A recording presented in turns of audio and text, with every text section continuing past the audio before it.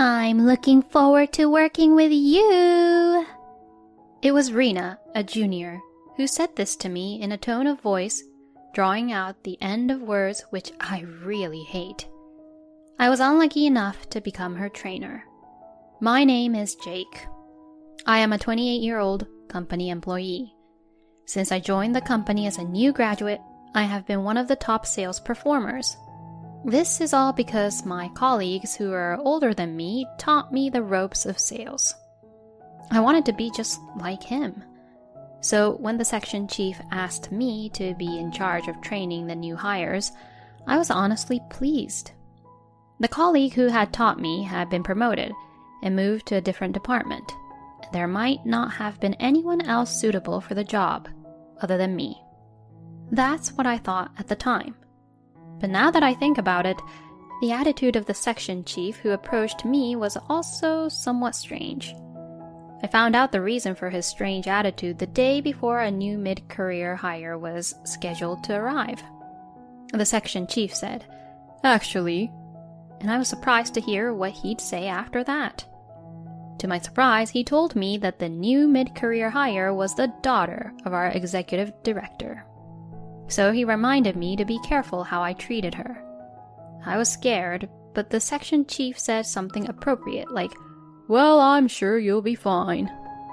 So in conclusion, he was giving me jobs that was a hassle for everyone. I didn't really know the executive director that well, but I had heard many rumors about him. He seems to be a good, diligent worker, but I heard that he acts very strictly to his subordinates that are close to harassing them. However, recently there are some employees who claim that even a little bit of harshness becomes a harassment, so I don't really know what's going on.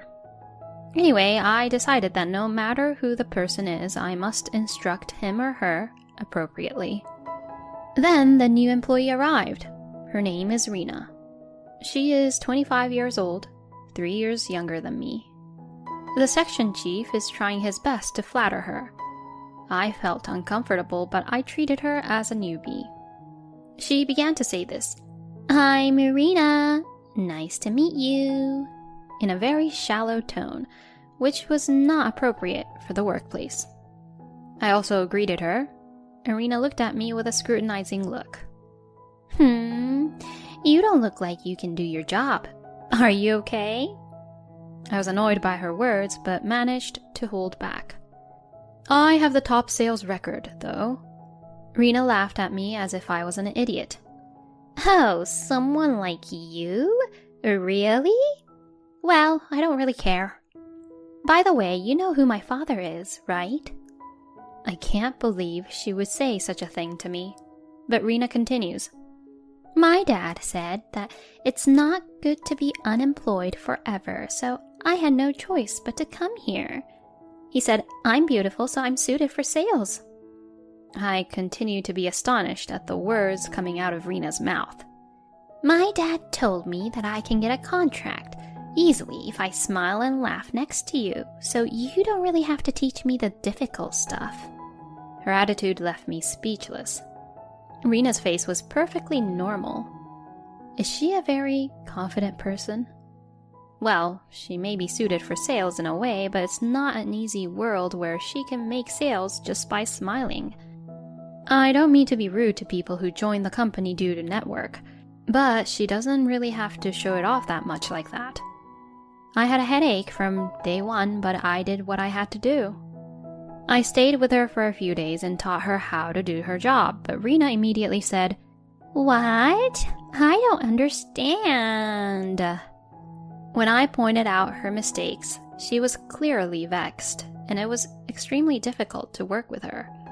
Even so, I need her to be as effective as possible. I asked Rena to write a very simple order form and went to the customer's office. What I asked Rena to write was the order from yesterday's customer. I knew there was no way she could make a mistake, but I reminded her that I would check it when I got back. When I came back from the client's office, Rena was nowhere to be found. When I asked the chief about it, he looked at his watch and said, "Well, she left to go to lunch. That must have been an hour and a half ago." The section chief blurts that out. "But shows no signs of trying to contact her. I sigh at this difference in response, even though he is furious when we are even slightly late to come back from our break. So I say, I asked her to prepare the order form yesterday, and to that, the chief tells me that she had already submitted the order form. Rena complained to the section chief that she couldn't even go for a break because I hadn't come back. He said that the section chief allowed her to go on break because she submitted the form instead. So you're saying that you confirmed the form and the details of it, right? I asked him just to be sure, but he shook his head. There's no way she could have made a mistake on an order form like that. He laughed and walked away from me. I was a little uneasy, but I figured that if the section chief says so, there was no point in digging any further, so I got on with other work. The next day, however, I was summoned by the section chief. What the heck is this? I wondered what he was talking about, and he tells me that the order form I had asked Rena yesterday was completely wrong. The chief glances at the manager next to him. It's like the section chief is trying to put the blame on me in front of the manager, so the manager wouldn't get mad at him. I told not only the section chief, but also the general manager that it was me who asked Rena to take care of it, and that I would check on it when I got back from the client's office. And I explained that the section chief had taken care of it and submitted it to the client. The section chief raised his voice and said, You, the trainer, are responsible for the new employee's mistake. But the manager asks me, Is that true? Of course, I was not lying. When I called Rena to the spot and explained the situation to her, she said, Are you saying it's my fault? I can't believe it. And suddenly she became angry. That's not what I mean. I want you to explain the situation, what happened yesterday. I say that, but Rena doesn't listen. He pushed me to do work and was gone, so isn't it your responsibility? Rena says so, and the section chief gets into the conversation. You need to take a little more responsibility if you're her trainer. I was angry at the way they said it, but I kept my mouth shut because it would only make things worse. The manager couldn't stand to see what was going on, so he said that he would talk to me individually. That's when Rena tells me, You're the worst. I'm going to tell my dad about this. The manager doesn't really know if I'm lying or not, but he can't see the facts, so he said that he was going to put this case on hold. He told me to put all my energy into other matters, and I nodded. The next day, what awaited me was an unbelievable situation. As soon as I arrived at work, the chief approached me. The executive director is asking for you. What? I asked back, but the section chief angrily told me to go quickly because the executive director was asking for me. The executive director is Rena's father, right? Is it about what happened yesterday? I looked around but couldn't find Rena. I had no choice but to hurry to the executive director's place. I had never had a chance to talk to him before, and I was secretly scared. But it would be wrong to say that it was all my fault. I tried to act calmly and went to where the executive director was, and saw Rena there. Rena notices me and grins. I called out to the executive director. Then the executive director suddenly yells at me. You're Rena's trainer. I back away from him. I heard you blamed Rena for your own mistake. You're so arrogant. Did you know that she's my daughter? I knew that Rena didn't tell her father what happened properly. I tried to excuse myself, but there was no chance for me to even say what I wanted to say. The executive director kept saying, We don't need you at this company. You're fired right this instant. Rena, who was right behind the executive director, was laughing. I was so mad that I began to say, With all due respect, sir, But the executive director interrupted me. Shut up! You're fired. You're not worthy of an excuse. Pack up your stuff and go home right now. It seems that the rumors of the executive director's harassment were true. There was no way I could allow myself to be treated unfairly like that. I managed to suppress my anger. But if I open my mouth now, only my emotions will come out. I suppressed it, said I understood, and left the place. Then the section chief says, "What? You're fired?" as he was laughing away, and I got even more irritated. But what good would it do to take my anger out on the section chief? I glared at the section chief and started packing up my stuff. The manager stops me, but I tell him, "I don't think this company needs me, so I'll go to a different place where they'll need me." And hearing that, the manager looked at me as if he didn't have a choice and agreed to take care of the rest. I went back to my house where I was living alone. Fortunately, I had enough money in savings to get by for a while. Even though I tried to depend on alcohol, my mood and emotions did not calm down much. Then I happened to see a travel program on the TV. All right, maybe I should just go on a trip. So like that, I decided to go on a spontaneous trip. Come to think of it, Grandpa is traveling abroad again, huh? I went to bed that day, thinking of my grandfather, whom I had not seen for a while. The next morning, I set out on my trip. It was a carefree solo trip. I had been working so much that I felt like I was able to reset my nerves after spending a few days in a foreign country. Then my phone rang, and when I answered it, it was Rena. It had been a few days since then, so I don't know why Rena was calling me just now. When I worked for the company, I was often out of the office for sales work, and I had given her my personal number in case something happened. She didn't even call me the other day, so what's this all about? At any rate, when I answer, I heard Rena's panicking voice. "Are you the CEO's grandson, Jake?" What the? I raised my eyebrows at the sudden phone call. Rena seems to be calling from her office and starts talking on her own about an incident that happened earlier. Today's the day the CEO returns from his overseas business trip. The executive director knew this and was about to introduce his daughter Rena to him. Then the CEO showed up at the sales department where Rena was. The executive director rushed to the CEO at once and introduced Rena to him. Rena said in her usual tone, "Pleased to meet you." And the CEO replied back, "Nice to meet you," in his usual tone. Then the CEO would say, "Where is my grandson?" The executive director looked at the CEO, not knowing what he was talking about. "Excuse me?" Then the CEO said, "My grandson, Jake. I haven't seen him for a while, so I thought I'd check in on him once in a while. Ah, maybe he's already left to see his clients?" As he looked around the office. Then the executive director, realizing it was me, got completely pale and said, "Yes, I guess so, sir." And he seemed to have went along with the CEO's conversation. Yes, my grandfather is the CEO of the company. But I didn't want people to think that I joined the company because of my grandfather, and I wanted to be evaluated fairly.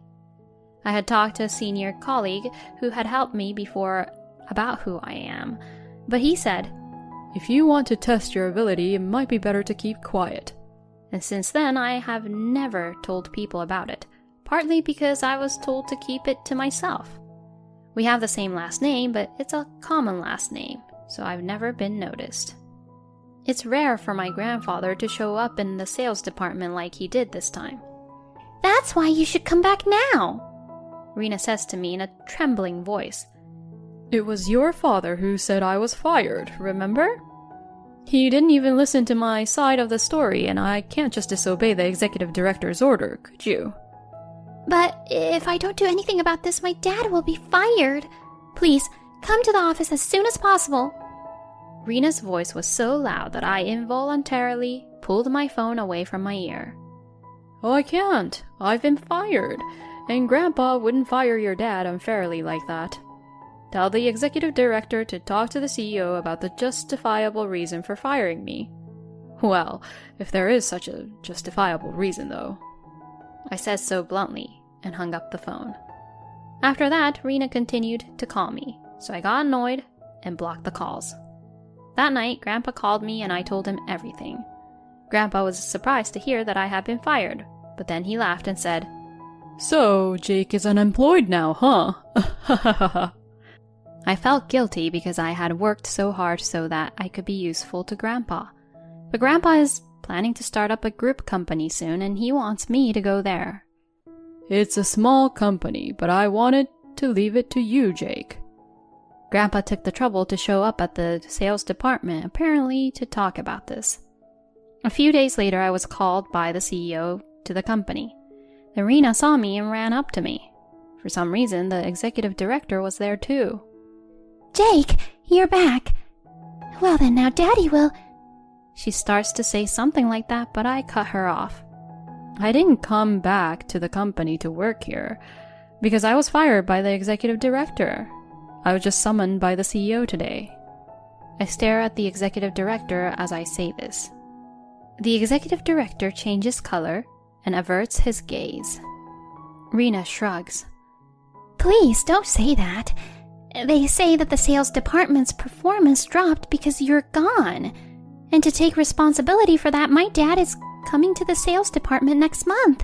How is it possible for you to go from executive director to regular employee? It's all because you're the CEO's grandson, right? I was getting irritated at the way she said that. I didn't quit. I was fired, you know. You heard it too, didn't you? And you were laughing while that happened. Unlike you, I didn't join the company because I used my grandpa's network. It's not like I'm getting special treatment because I'm the CEO's grandson. Besides, you said that if you keep smiling, you can get a contract with a client right away, didn't you? Then why don't you do that? I tell her sarcastically, and she gets angry. I did go to the client's office. I went with someone else to do the sales work, but people talk behind my back saying how clumsy and careless and goofy I am. I laugh at her words. Does that mean you didn't close a single deal? Rena nodded. Well, it's not a surprise. I continue on while I laugh. If the executive director is coming to the sales department, won't your performance improve? You'll be able to get contracts as fast as like how he fired me. Don't you think so? Well, it would be a huge problem if you caused any problems like you did before, though. Since the employee he fired is gone and the sales performance has dropped because of that, it's normal to take responsibility and get demoted. And the reason he got that position is because other employees complained that he was harassing them too. I think he's lucky that he didn't get fired at this point. Yes, after I told Grandpa everything, he said he did an internal investigation. It's only been a few days, so he hasn't been able to find out any details, but seems that the executive director's harassment was being covered up. It was the executive director's staffs who had covered it up, and Grandpa took this opportunity to conduct structural reforms internally. The executive director's staffs were removed from the board, and the executive director was demoted to an ordinary employee. I remembered about something and called out to the section chief, who was watching the situation close by. Of course, if this department's performance declines, it will affect the section chief's bonus.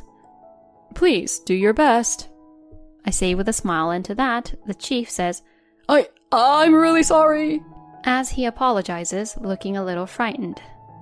Even if you apologize, there's nothing I can do about it. Maybe the day will come when the chief will have to take responsibility. I laughed as I said that. No way!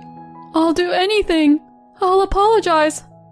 The chief got down on his knees with a pale face, but I just ignored him and said this.